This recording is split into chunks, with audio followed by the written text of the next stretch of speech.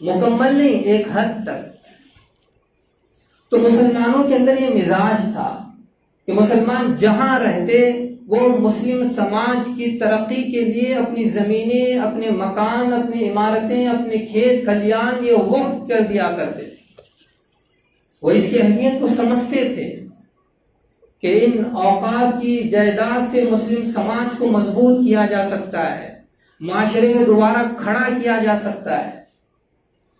لہذا یہ وقف کی جائیداد اور وقف کی پراپرٹی یہ مسلم سماج کا بہت قیمتی اثاثہ ہے، بہت قیمتی سرمایہ ہے، یہ اللہ کی ملکیت ہے۔ کہ وقف کے معنی یہ ہے کہ ہم نے اپنی ذات سے اس چیز کو نکال کر اللہ کی ملکیت میں دے دیا۔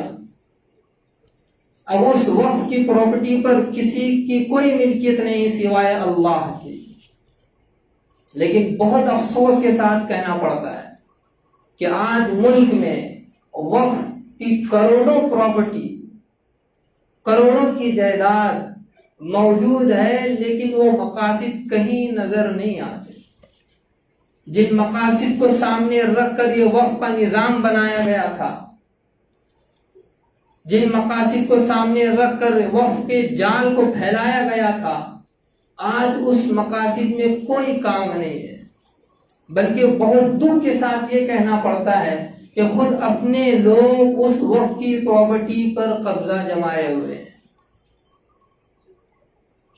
اس فکر اور اس سوچ میں ہے کہ کس طرح اس زمین کو ہڑپا جائے، وقف کی پراپرٹی کو اپنی ملکیت میں لایا جائے،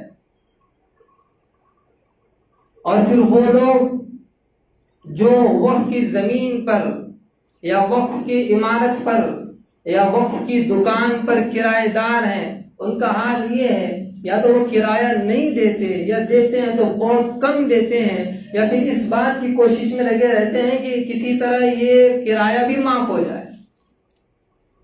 کل ملا کر یہ کہ وقف کی جائیداد کی کوئی اہمیت نہیں ہے، ہر کوئی اس کو ہڑپنے کی کوشش کرنے لگتا ہے۔ یہ بات خوب یاد رکھیں، اپنے ذہن کو بالکل اس بات میں اپنے ذہن کو لکھ لیں کہ وقف کی جائیداد یہ اللہ کی ملکیت ہے، وقف کی پراپرٹی پر اللہ کا قبضہ ہے۔ جو کوئی وقف کی جائیداد کو ہڑپنے کی کوشش کرتا ہے یا وقف کے مال میں خیانت کرنے کی کوشش کرتا ہے یا اس کے کرائے کی ادائیگی میں ٹال مٹول کرتا ہے، تو پھر یاد رکھیں وہ کسی انسان کو دھوکہ نہیں دے رہا، وہ اللہ کے ساتھ خیانت کر رہا ہے، وہ اللہ کی ملکیت کو چھیننے کی کوشش کر رہا ہے، وہ اللہ کے قبضے پر اپنا قبضہ جمانا چاہ رہا ہے۔ کیا کوئی مسلمان اس طرح کی جرات کر سکتا ہے؟ کیا کوئی مسلمان اللہ کی ملکیت کو اپنی ملکیت میں شامل کرنے کی کوشش کر سکتا ہے؟ کیا کوئی مسلمان اللہ کی ملکیت کو اپنے قبضے میں لینے کی کوشش کر سکتا ہے؟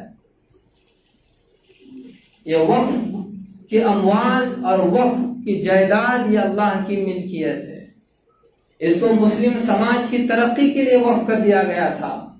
اسے مسلمان خواتین، بیوہ، یتیم اور غربا مسکینوں کی ترقی اور ان کے زندگی کے گزر بسر کے لیے یہ جائیدادیں وقف کی گئی تھی، لیکن ہمیں اس کی کچھ خبر ہی نہیں ہے۔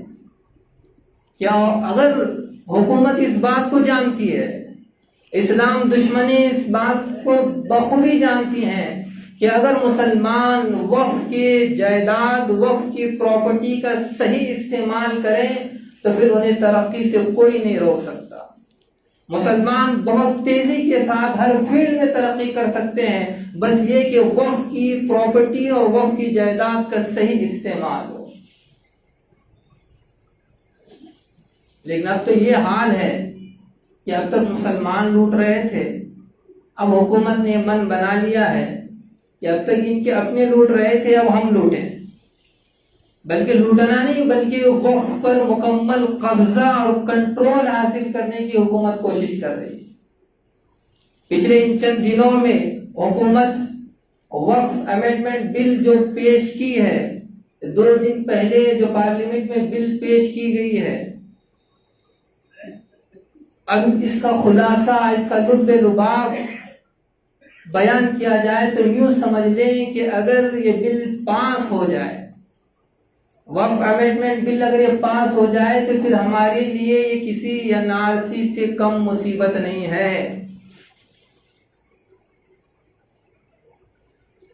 پارلیمنٹ میں اس بل کا پاس ہونا گویا ہماری مساجد پر، ہماری درگاہوں پر، ہمارے مدارس پر، ہماری انجمنوں پر، ہماری وہ تمام